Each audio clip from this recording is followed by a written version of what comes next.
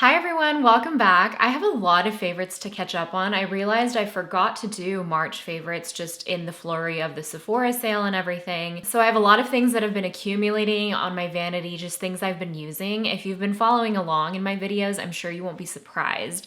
But I do have quite a lot of things. So I'm actually gonna start with skincare. And if you're new here, then hi, my name is Bekah. I feel like favorites videos are a great way to get to know me, to get to know my tastes. So I hope you'll stick around and subscribe. So let's get into it. There are actually a couple of things I haven't mentioned at all. So this is the Make Beauty Subverse Plumping Peptide Serum. It's a hydrating serum with peptides in it, so it's great for anti-aging, softening signs of aging. It's the most beautiful, juicy serum.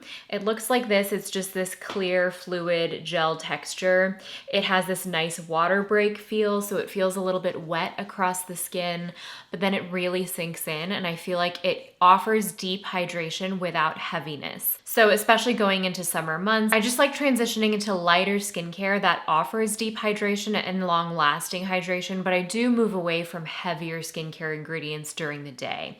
So I feel like this is a great way to sort of plump up the skin, get that really fresh, juicy look, but not leave any tackiness behind. I have a few sensitive skin favorites. Prequel has been continuing to kill it, and they have had a few new releases that I've used in my routines a lot lately. So the most regularly used one is their new Redness Reform. Is that what it's called? Redness Reform Soothing Serum. It has arnica, oat, vitamin F soothing molecules, and I find that it is hydrating on its own. This has like a slightly stiffer gel texture with that kind of green color. No actual color in it, but I use this as a hydrating serum step over any toners or essences or mists or something like that. If you have rosacea or dermatitis or eczema, this is a great, all of Prequel is amazing, but this is nice for targeting that redness. I've just really been loving how easy Prequel is to incorporate into my routines. And then they came out with these releases. So these are an extension of the Skin Utility line. They have a Skin Utility cream, but they came out with a gel and a balm. So the gel has 20% glycerin, 5% vitamin B, and a bioactive soothing complex. I have actually had a couple of days in the last couple of months where I've had real bad irritation and just sort of like peeling and flaking, and my skin barrier has been really angry. And so I have used this, and you can see it's a much thicker, well, not thicker, but it's a stiffer gel. And I've been using it sort of as the last step to seal in my skincare. It's like fancy Aquaphor, but it actually has healing ingredients, and it's lighter than Aquaphor. So it could be great for people who like slugging as well. But anytime you need that barrier help, that's when I've been reaching for this. This one is a little bit more hardcore, the Skin Utility Balm, because it is a stiffer, more emollient texture, and it's a little bit closer to like a balm lotion, and this has slightly different ingredients. So it has dimethicone, which is going to help repair the skin barrier and just with barrier function in general, but it also has shea, which explains the buttery lotion quality, cica to calm, as well as a lipid complex. I've sort of used these interchangeably. I've used the balm when I need some real help as well as a final step. You could also use it around maybe your mouth if there are flaky patches where you're peeling to deliver that real emollient quality. But both of these have been really, really helpful when I feel like my skin barrier is damaged, or if you feel like you've over exfoliated and you're flaking, you're dry, all of that. They've just been like skin saver, real utilitarian products. And everything that I've talked about is fragrance free, including this cleanser. I just worked with Tula on a video, but I do actually just genuinely love this cleanser. This part is not sponsored. It's their cult classic purifying cleanser, but this is a fragrance free version, which is really nice. It's like a rich gel cleanser. It is gentle. It's hydrating, it's cleansing, it just kind of does the job that I need it to do without stripping my skin, without irritating me, and I feel like it's also still hydrating. It doesn't kind of dry out my skin the way that some gel cleansers potentially can. And then for hair, I have a couple of things now that I've chopped off so much of my hair. These are things I use whether I have long hair or short hair, but they're particularly useful to me right now. So the Crown Affair leave-in conditioner has been amazing. This is kind of like a hydrating hair serum. I kind of just take a couple of pumps and work it through the ends. I used this when I had long hair too. And it adds hydration, it adds, I don't know, it helps reduce frizziness, it smells amazing. So I've been loving that, and I can use it in wet or dry hair, which I like. If I need to add just a bit of hydration through the ends of my hair, it's almost like hair lotion. And then for short hair styling, this is especially useful. This is the Living Proof Full Dry Volume and Texture Spray. I've talked about it in the past, but basically maybe I'll do a hairstyling video. I just use my iron to create a little bit of wave, a little bit of movement. Through the ends of my hair, I kind of spray from afar upwards into the hair, and it creates this nice texture, pieciness, some volume, and it gives the hair something to hold on to. I have really straight hair, and I find that when I use this, it helps extend the life of the curls, and it also just gives the waves some more body. It just helps prevent the hair from falling flat. For fragrance, I have a couple of things I've been loving. They're all very different. So the first one I've mentioned before, it's the Rare Beauty Hair and Body Spray. It's just so clean, it's fresh, it's slightly floral, slightly citrusy, slightly sweet, but it just, I don't know, it doesn't linger too long. It lingers just enough. I think body mists are fully back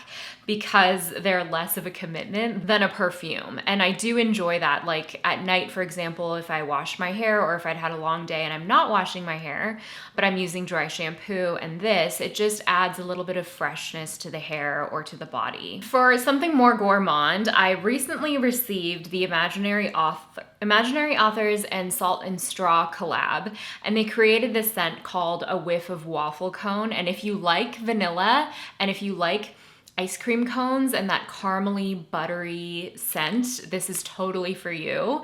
It's sweet, but there's something just so delicious and like actually mouth-watering about it. I think Imaginary Authors is a really cool brand. They have this like literary theme, and I love Salt and Straw ice cream, so it's kind of like a dream collab, and it lingers on the skin, but it wears into the skin nicely. I feel like I generally don't love extremely sweet gourmands, but this is an exception because there's that like kind of salted buttery note that comes through. It has notes of vanilla, salted caramel, and Saigon cinnamon. So there is that kind of spice note to round out the lactonic notes. But if you like vanilla, if you like sweet scents, you'll love this, and I actually really want the full size of this. And then I have a couple of perfumes from Sniff that have been so unique, so different, really interesting. The first one is sort of related to the Waffle Cone one in that it's also a gourmand, but it's really unique and it's kind of unlike anything I've smelled. So it's called Crumb Couture. It looks like this. I also love the price point of Sniff perfumes. I think they're $65, and I do have a 10% discount code. This has notes of croissant accord, wild berry jam, black currant, toasted vanilla, tonka bean, and sandalwood. It's a unisex scent. It's a gourmand, it's buttery, it's flaky, it has that croissant note, but it also has that fruity jam note that's really interesting and kind of unexpected. And then it settles into the skin with more like round, lactonic, creamy notes. And it has that sandalwood to sort of balance out the sweetness. It's just really unlike anything else I've tried. Obviously, I'm having a gourmand moment. Maybe my tastes are changing, but I've been reaching for this a lot. And I feel like in the last couple of months, it's something that I can wear for a lot of different occasions. It's not so intense or so strong that I feel like I can only save it for the evening or something like that. It's not too intense, but it just brings me a lot of satisfaction. And then the last perfume is also from Sniff, and it's the most unique of them all. If you like Coca-Cola, you will love this. It's called Soda Snob. They just came out with this. I've only been using it for a few days, but I want to mention it because it's so fun and different and unique. So it has notes of fizzy lime, cinnamon, secret cola accord, jasmine, caramel, and vanilla. And it really does smell like soda. It has this like quality of cola from the can.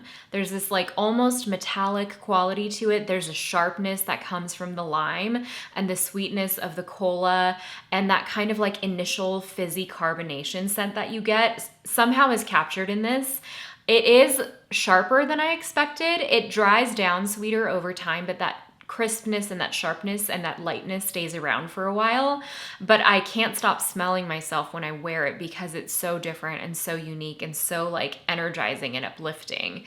And it's also just fun and playful. And I love that Sniff is doing these unexpected perfume combinations and playful notes. They're also doing gourmands in such a different way than anyone else is doing, in this playful manner that takes actual food notes and beverage notes and turns them into something experiential and also wearable. So those are the perfume favorites. They're sort of something for everybody here, but also some unique, unexpected things. I'm gonna go into makeup now. I've been trying so much new makeup over the last couple of months. I found a lot of new hits, things I've been enjoying. I'm gonna try to cluster favorites together. So the Dior Forever Glow Star Filter, you guys know I picked this up before the Sephora sale. I've been using it nonstop. I use the shade number 2, and I find it just creates a really beautiful luminous glow.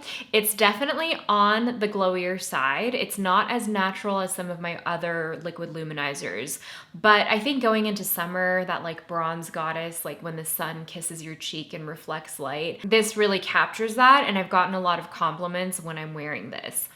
Then I wasn't planning on picking this up, but then I got tempted and I did. This is the Dior Forever Glow Maximizer, their actual liquid highlighter.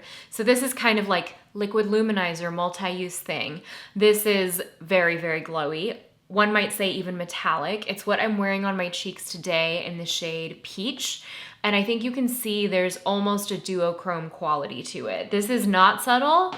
This can be made more subtle depending on how you use it. And I'm actually wearing it as my blush today, but it is really so beautiful. I think with anything super metallic, you do want a smooth canvas underneath. So you might want to use a smoothing foundation or a smoothing primer just to sort of create that glide over your skin over any potential texture or pores. And in a way that's somewhat unavoidable, but I feel like because the formula is this beautiful creamy serum texture, it does glide over the skin and just creates the most beautiful, like summery, peachy, sun-kissed look. You guys know I really love Dior base products. I really love Dior beauty in general, so I do trust them to do formulas like these very well, and they do deliver on that high-end look and experience. And then there are a ton of different lip products with different finishes. I'll start from like sheer to high pigment.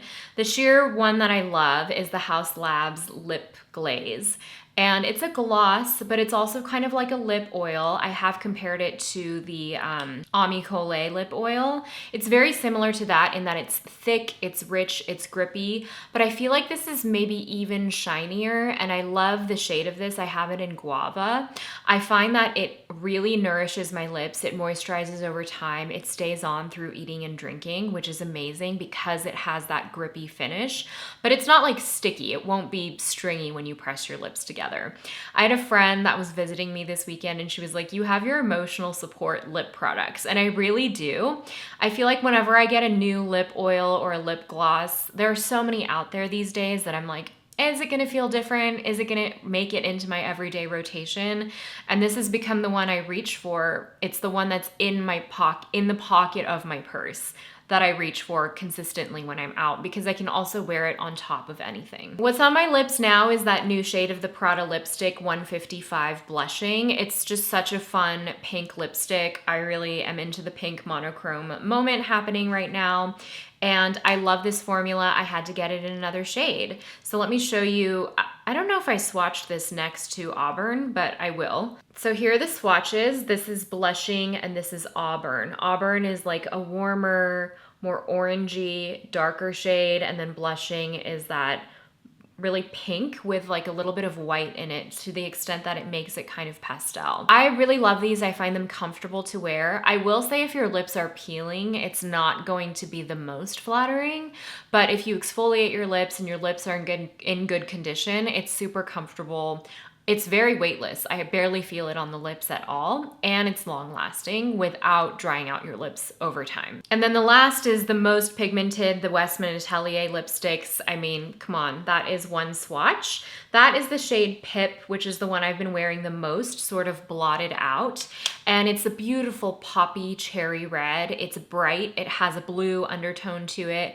And I find that actually when I wear it as a blurred lip, it almost looks kind of pink, like a cool toned deep pink. There are lots of ways to wear formulas like this. I've generally been liking a more blotted matte lipstick look, but I'm really enjoying all of the beautiful, sophisticated lipstick formulas that have been in my life lately.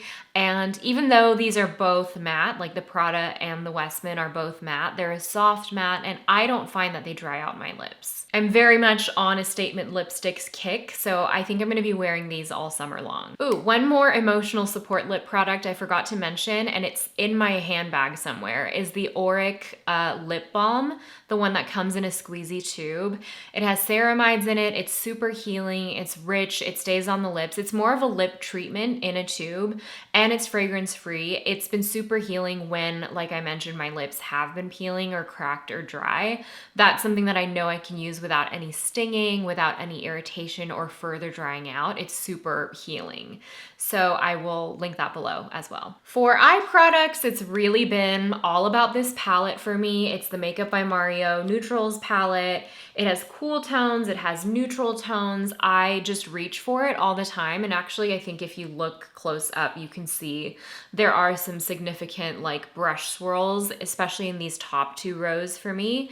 It's just something that I can reach for. It's very functional, it's utilitarian. If I want to create a more dramatic, smoky look, I can. But just the variation of tones of these neutral shades as a matte shade in my eye, even like today, I don't really have an eyeshadow look, but if I'm setting my eye primer, I reach for something like this. If I just want to create a bit of depth and movement, I reach for something like this. It just has so much function in my life. The formula is a drier matte, but because of that, you're able to, it's very forgiving. It's not like it sticks too hard where you put it down. So you can swirl it around, you can blend it out, sheer it out, or build it up.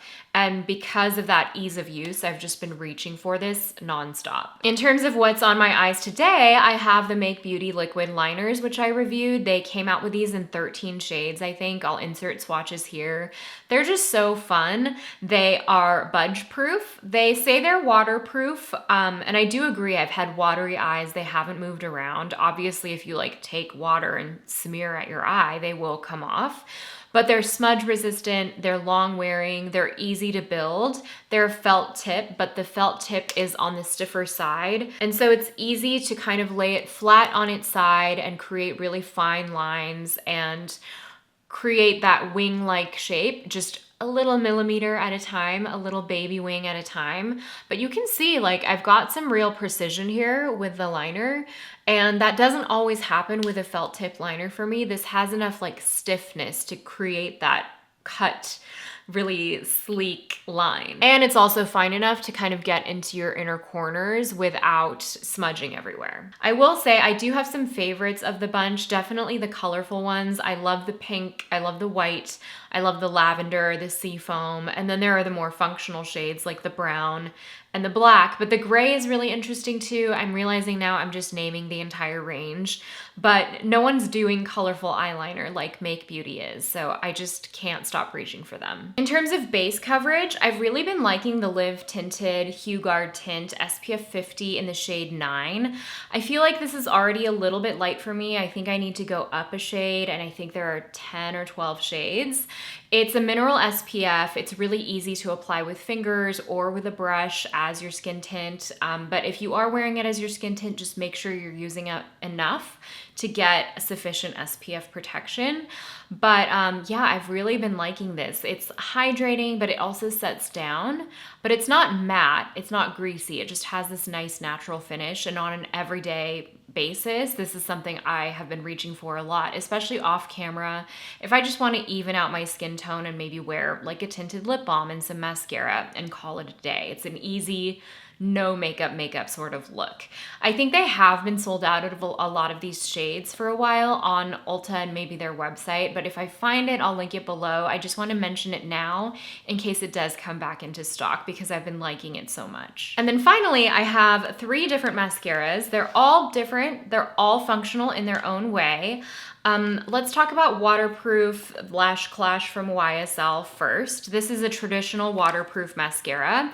I loved the original Lash Clash, but I like this one even more. That's the original one. I like the original. I like the waterproof even more. So it does have this really big fluffy wand, but I find that there's enough separation between the bristles and it's tapered, so I can actually work it through my lashes and it distributes product and it creates a super voluminous and also long lash, but it's fluttery, it doesn't weigh down my lashes, and it is waterproof throughout the day. And then I have 2 tubing mascaras. The black tubing mascara that I've been loving is the Clio Super Proof Mascara Extreme Volume. It's what I'm wearing today. You guys know I love Clio mascaras, but they are hard to get off.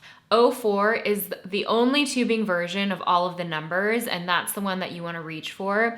It has the same really refined precision application that other Clio mascaras do. It's a Korean beauty brand, so it's not going to weigh down your lashes. It's going to hold a curl. It's going to lengthen, and it's still fluttery, but it does create volume and length. And I feel like for a tubing mascara, it's pretty buildable. And it just has that ease of use, ease of application that tubing mascaras do. And it's just incredibly satisfying. And you can see I'm even like building it up now. It's not going to be as volumizing as a Western mascara, but that's not why I turned to a brand like this. The brown version that I've been loving is Rudy's brown mascara. I love this because it's tapered, it's brown, but it's kind of a red brown, and so it really pops against even deeper eyes, and I like the tapered wand. I find that it gets into the inner corners really nicely, it's buildable, and it of course has that really satisfying removal process as well. I've been testing a lot of tubing mascaras. I also like the Hamish one. That one's growing on me a little bit more. These 2 are definitely the standouts, the one by Rudy and the Clio Kill Lash 04. I know you guys like tubing mascaras just as much as I do. In terms of fashion items, I pulled out my shorts for the first time, which is a great feeling, my A Goldie D shorts. If you struggle to find shorts that kind of fit around your thighs, don't ride up, but are still flattering, you have to check out the A Goldie shorts. I also love the Parker shorts, and the thing that I love about them is that they are not tight around the thighs, and so they don't bunch up around the crotch area. That's such a problem with shorts. They're also they have a slightly longer inseam, I think between 3 to 5 inches, depending on what you're looking for. But the inseam, because it's not tight against your thigh, it just looks more flattering, and it somehow makes the legs look slimmer because they're not pinching and like tight against your hips and thighs. So if you have that issue or you're just looking for cute shorts, I would definitely look for those. I'll link them below. I have each of them in like 3 washes. I have white, light denim, dark denim, black. I just have a bunch of them and I wear them all interchangeably. And the only new item of clothing I've purchased this year somehow is a Baba vest. And it's a knit vest, it's a cotton knit, so it's super breathable for summer. And I picked it up in this bright red shade. I think it's called Flame, I'll link it below. I've been styling it a bunch of different ways with shorts, with jeans. I feel like it's a great color for summer. I love wearing red against my skin tone. It just really pops, it feels vibrant, feels really happy, and I have been wearing it a lot, and I'm just kind of outfit repeating over here. I don't know if I'm sticking to the only 5 new things this year that I've mentioned in past videos and like my slow fashion videos. I've definitely been thrifting more, but overall I just haven't been shopping a lot at all. I've just been restyling things and pulling things out of my closet, rediscovering them, and kind of creating new combinations that I've just been loving. So here's a reminder to go through your old stuff and find new ways to style it as well. All right, I know that was a lot of stuff. There's probably more I could say, but I'm gonna stop there. there. I know we're getting into May, into actual summer. Memorial Day is coming up. I come alive in summer, so I'm excited to share that content with you, that sort of pack with me vacation, summer outfits, summer makeup. It's really my season. So lots to come around that. I also have some really exciting sponsorships coming up. You guys know I'm super selective about sponsorships and brands I work with. My favorites videos are never sponsored. They're always just things I like. But I don't know, what's exciting, I guess, about growing as a creator is that you get to work with your dream brands. So I have a couple of things coming up that I'm super, super excited about. And I hope you know that when I take on these partnerships, it's always very considered. There's way more stuff that I turn down than I accept. So I really appreciate your support and you just being here. So enough of me blabbing. I will see you in the next video. I hope you'll subscribe if you're new here, and I'll see you in the next one. Bye.